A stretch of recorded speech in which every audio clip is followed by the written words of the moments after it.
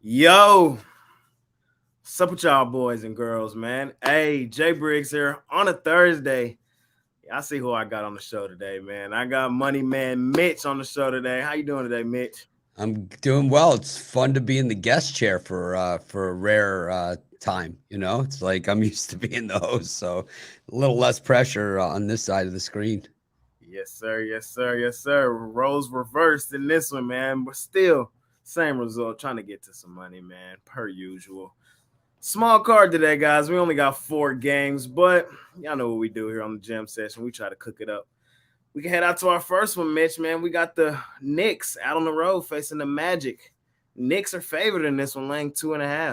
How you feeling about this one? Well, Knicks were absolutely terrible last night against the Heat. They got smoked, and a little bit of it was kind of one of those ones that you say it was a little bit of both. It was the Knicks not playing their best, and the Heat doing what they do, which is somehow playing their best against the better teams, and that's what they've done. I mean, the Heat, you don't consider them a team that's going to outscore somebody by 7 points, 120, put 127 on the board, one of the top defenses in the league, but this is what they do. They just continue to defy. So I think for this, almost treat it like a horse race in the mud where you kind of just scratch it and say, you know what, off the form, and we throw that race out and move on. The Magic have been a great cover team, and the bettors certainly giving them a little bit of respect here in this one, but I think now it's the other way. Now it's like the Knicks losing back to back, just not something that they do often. And it's like even if you had to go money line here, but I don't even think you need to. I think the Knicks are going to be good to go. Yes, sir. Yes, sir. Yes, sir. I'm leaning Knicks as well in this one. I do see my guy Jalen Brunson has popped up on this injury report as questionable. So, kind of late in the day when they pop up questionable at this time, it's probably not going to play. Uh, I still like the Knicks though. Like you said, they did let me down yesterday, Mitch. I fade the Heat damn near every chance I get on their home floor. The Miami Heat are terrible ATS on their home floor. They've kind of turned it on here a little bit recently. I may gotta give them a little more respect. The Knicks, it was a kind of a weird spot yesterday. Like I said, the Miami Heat, the worst home cover team in the NBA. The Knicks were the best road cover team in the NBA. Thought it was a nice spot for the Knicks. They did fall short in that one. They are on a back-to-back. I think on back-to-backs this season they're 7-4, so they do play well on back-to-backs, and they're still the best road cover team in the NBA. I think we could see another huge game from Mitchell like we kind of seen last week. I think the Knicks are the better team right now with more to play for. I like them in this one. I think the 2.5 we should be good. Money line, like you said, also is not really a terrible place to be. Yeah, I don't think it's horrible at all on this one. I think it's okay, especially now that with the line down to 2.5. It's one of those ones that's kind of I'm not a big money move watcher, but you see 82% of the bets here on the Knicks and 86% of the spread money, and the line still moved down a full point. Um, yeah, it's like if you're one of those people, well, then you probably missed the Sixers yesterday. Really, it's what that means, right? I mean, it means you missed the Sixers, and that game was It was 17-0. over It from the was start. 17-0. It was like it's like, should we go for two? Nah, we'll just kick the extra point, make it 17-0. And it It was was like over from the start. it Now, was yep. yeah, it was like the Bulls called timeout twice before they ever scored a point. It was like they were just done. So I don't know. I think always less of a money movement guy, but it seems that there is a little bit of pressure in that direction. So the way that I move, I just think maybe just even more value on the Knicks. For sure, for sure. We both like the Knicks in that one.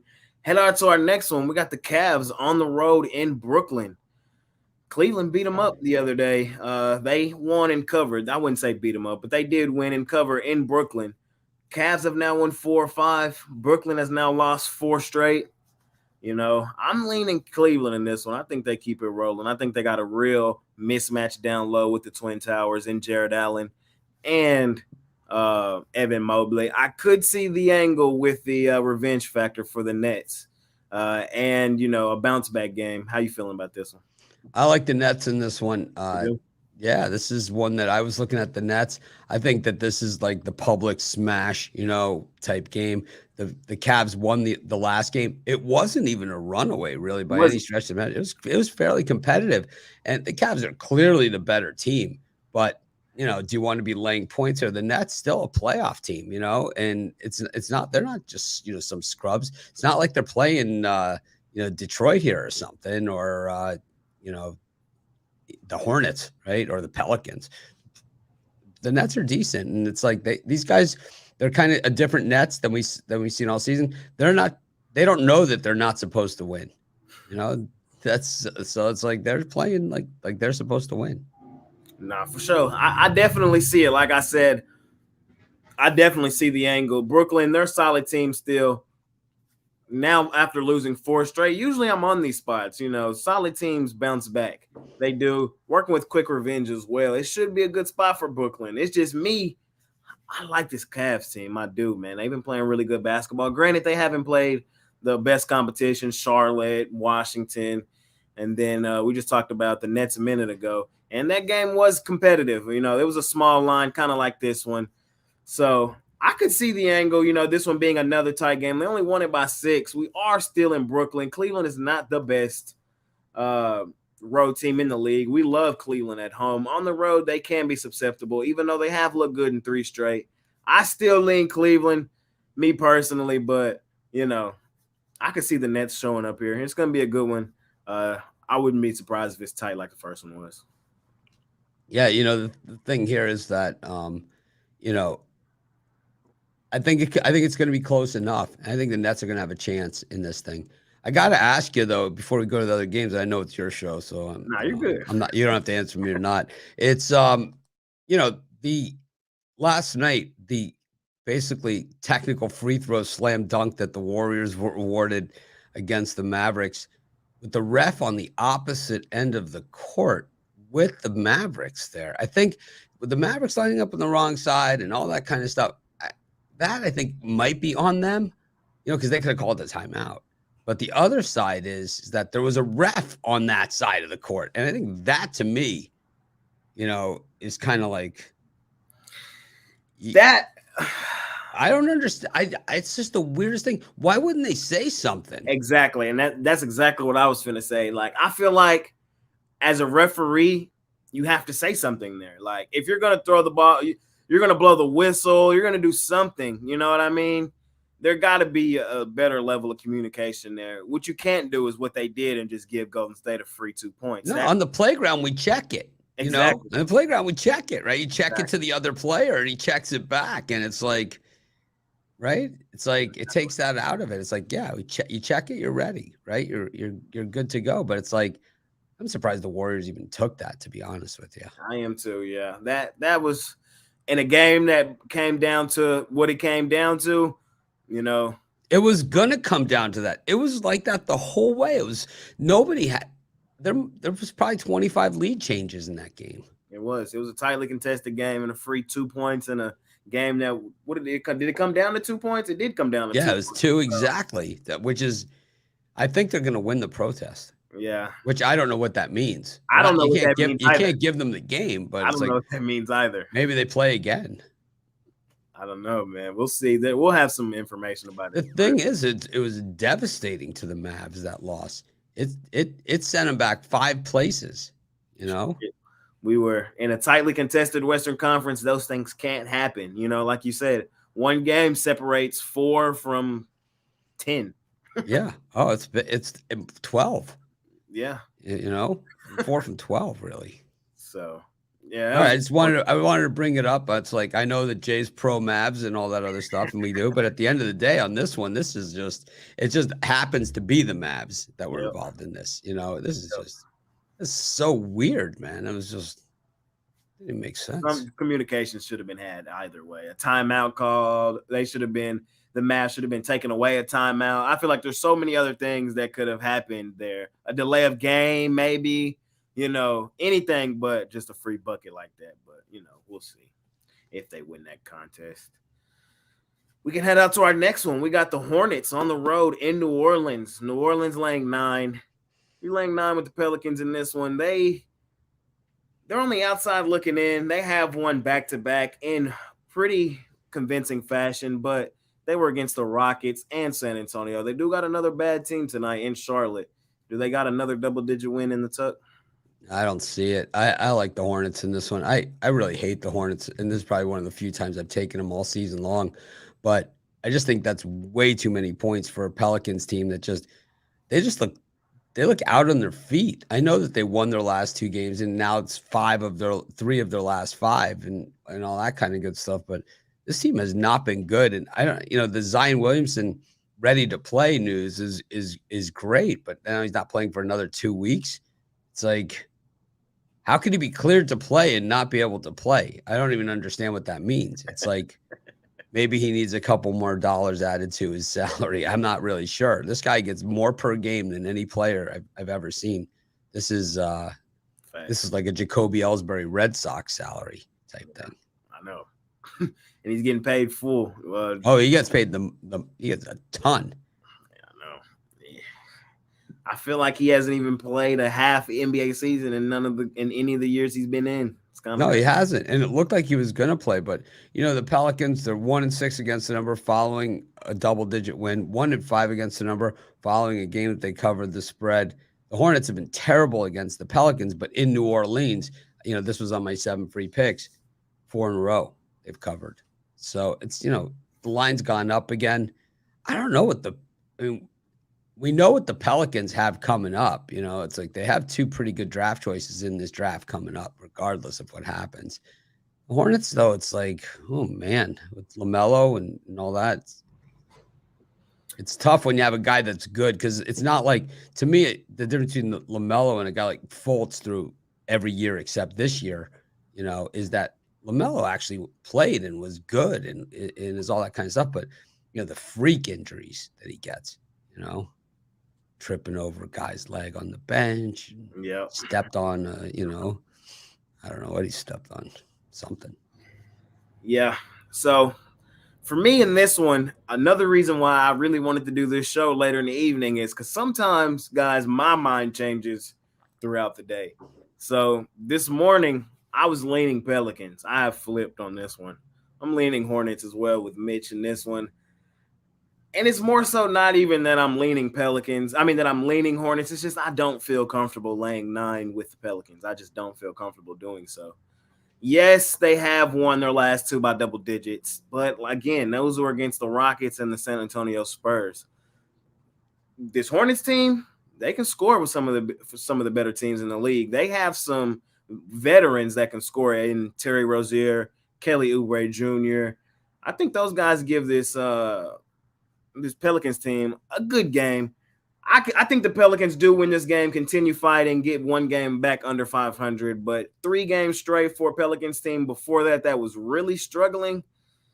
I can't lay it here. I know that they did beat them by 12 earlier this season. It was way early, though, on the 21st of October. Those were 2 totally different teams that we're dealing with now, so can't really put too much emphasis on that one. Mitch, I'm leaning Hornets in this one. I don't love this game, I'll be honest. No, it's not a game I love, that's for sure. Yeah, I'll be honest. I don't love this one, but I do think the Hornets can score just enough points to catch a backdoor cover or something like that, get a 9.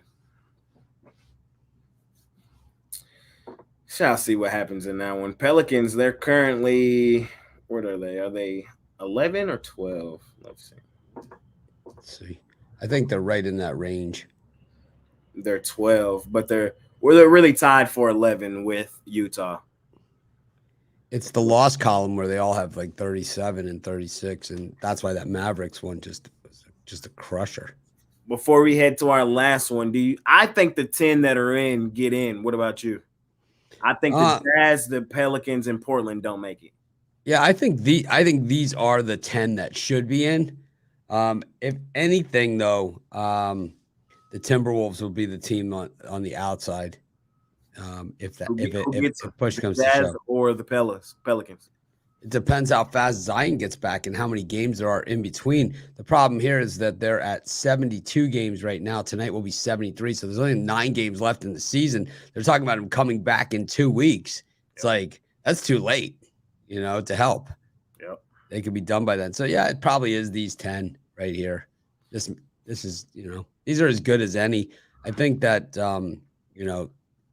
I think some of them are better than others. It's odd because of that 7, 8, 9, and 10, even though it doesn't shake out that way. The Mavericks are the best of those, for sure. It's not even close. They need to get at least into the 7 or 8, where they only need one win. Yeah. I think we'll be okay, honestly. The Mavs, when it comes down to it, I say even if we do get that, I think when it's all said and done, we probably get that 7 seed and like after the play in. And if you're telling me in a 7-game series, Mavs Memphis, I say that goes series that series goes 7, and both teams are feeling confident that they could win that game 7. So that's how I feel about it. And honestly, I'm taking the Mavs in 7. Me personally, but I'm a Mavs fan. Y'all not gonna want to hear me on that. So, but another one of my favorite teams we're going to talk about right here in the name that I did not come up with. You came up with. I don't think a lot of people know that. The Thunder Buddies, the cover buddies, man. I stole it from you though, and I run with it. It's not stolen. It's just it's Pick Dawgz. It's Team Pick Dawgz. So I'm fine with everybody. Team Pick Dawgz using it, including our Pick Dawgz family. I love it when people say it to me, and when I see them out in person and I run into them in Vegas or whatever, and they say things like, "Oh yeah, Thunder Buddies tonight," or chicken nuggets, whatever. It's like I love it. Yes, sir, man. It's like it's not mine or yours, it's ours, right? So I'm good. We've been rolling the Thunder Buddies here on the Jam Session a lot this season. We rode them so good that we rode them to the #1 ATS team in the NBA, where they've been for majority of the season, 43, 26, and 3. Have covered in 62.3% of their games. They have now won 8 of their last 10 games straight up, are firmly in the play-in tournament, could possibly play their way out. Just beat this Clipper team the other night in Los Angeles. This Clipper team is now without Paul George in the mix tonight. I'm on the Thunder Buddies. I'm sprinkling some on the money line like I did the other night as well. I like them tonight. You on them tonight, or you? I like the Thunder as well. I'm with you. I think we're in agreement across the board tonight, and I like the Thunder in this one. I'm kind of double-sided on it. It's like I'm glad the Thunder are playing well. I'm glad they're winning games. I'm glad they're covering spreads. Second year in a row, I think they're the top cover team. But the issue that I have is that I was hoping they would get a little bit higher draft choice, and then you get Chet Holmgren back, and it's like having 2 really high draft choices coming in, because I think Chet Holmgren, even though we haven't seen him for a while, you have to remember this is a guy that's 7 foot, something that can do everything. I mean, he's a guy that he can hit from the inside, the outside, he can pass, he does everything. And we kind of forget about that because he looked frail coming in and then proved to be frail, but he gets in even if he puts on a little bit of weight. He's going to be, I mean, this was a guy like, since he's been like 13 has been touted as the best player. So, people talking Wembanyama, but Chad Holmgren could easily be that guy next year. He very well could be, man. I'm excited to see him get back in there with this team here. Question. Now, do you think that a part of the reason why the Thunder are one of the best cover teams, because same reason why we talked about in the NFL season, they kind of got that Tennessee Titans syndrome, where they're just a small market team, people are just not paying that much attention to them? I think originally they were, but I think the Thunder style plays into the cover really well. What they play that style where it's like, let's keep it close enough and give ourselves a chance in the end. So it's either this year they've been able to close the deal, a lot of times. They've probably, I mean, I don't know the number here. You said they're the best cover team, but they're probably the best at outright winning as a dog too. And that's a big piece of it, is that they kind of keep them close, gives themselves a chance to win. You don't see a ton of blowouts in Thunder games. You just don't see it. So they're third best as the underdog. Technically, I would probably say 2. The top one is Boston at 4-1. That doesn't count. Exactly. Then it goes Utah at 27-10. That counts. And then it goes Oklahoma City at 29-17-3. Yeah, those all count. Yep. So yeah, I'm right there with you. I think it all plays a part in it. I just don't think people pay much attention to the Thunder Buddies, man. Here we are in the stretch run, and there are 2 games below the Los Angeles Clippers, everybody's favorite team every year, the dark horse to make the finals. I'm rolling the Thunder Buddies tonight, Mitch. I think they keep it rolling. I think they mess around money line these guys and make it 9 of their last 11. Playing really great basketball. Get above 500. Shai Gilgeous-Alexander, I love that kid, man. He is an absolute baller. And, the Clippers are the team that drafted him. We seen it in his eyes the other night with 31. Would not be surprised if he went for another 30-piece tonight. I think, tonight's card, for college basketball, for NBA, it's only 8 games, but I really like the card. It's like, it's one of those cards where it's like, there's not I've seen cards with, 100 games on it that I like less than this. I think those college basketball games are all, I do too. Very bettable. And I think, this NBA card, very bettable too. I think the toughest game on the board is that Hornets Pelicans, not because the Hornets shouldn't cover anything like that. I just think they're so inconsistent, both those teams. We could see, if the Pelicans went 155 to 110, it happens. It's one of those ones you say, hey, it all counts the same, right? And if the Hornets lose by half a game outright, 50, right? If the Hornets were to win it outright, you would say, by 30, it's like, it happens. I'm right there with you guys. Well, that's all 4 games today. To y'all's favorite section of the show, man. I'm not gonna forget about you. I know it's only 4 games, but I got Mitch, man, with me today. So I know we're gonna try to cook up a little parlay. You want to go 2-team or you want to go 3-team or real degenerate on a 4-game card? I think we go 4 on a 4-game card, throw in some totals if we need to. Okay. Let's see, I like the under in that Thunder Clippers game. I think that might be my total for it. And then with the Hornets, and I'll take the Nets with the points. Or you know what? How about this? Nets money line, Hornets getting the points, Thunder money line, and the under in the Knicks Magic. I think the Knicks defense really let them down last night. I think they D it up today. All right. Just a little 4-teamer. I'll go with Thunder money line. I'll go with Knicks. I'll just go 3-teamer. I like your whole parlay other than that Nets, I'll be honest. So I'm going to go the 3 you chose other than the Nets. All right. Well, how about tonight's, of all the games, not like which one do you think is the strongest bet?